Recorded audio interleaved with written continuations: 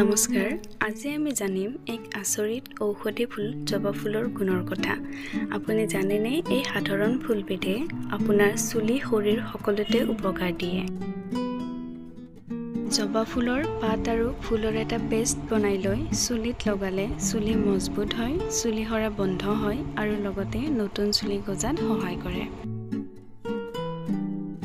জবা ফুল আৰু নিম পাতৰ এটা পেষ্ট বনাই লৈ ছালত লগালে আপুনি বিভিন্ন ধৰণৰ ছালৰ ৰোগৰ পৰা নিৰাময় পাব পাৰে।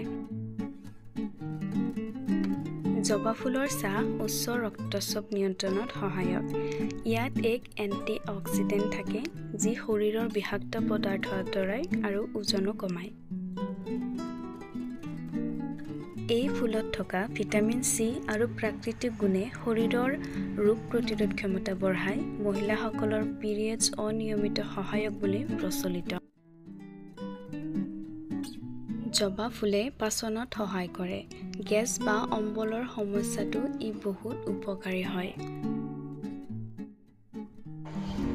দেখিছেনে, ইয়াত আমি পৰিমাণ অনুযায়ী জবা ফুল আৰু পাত লৈছোঁ।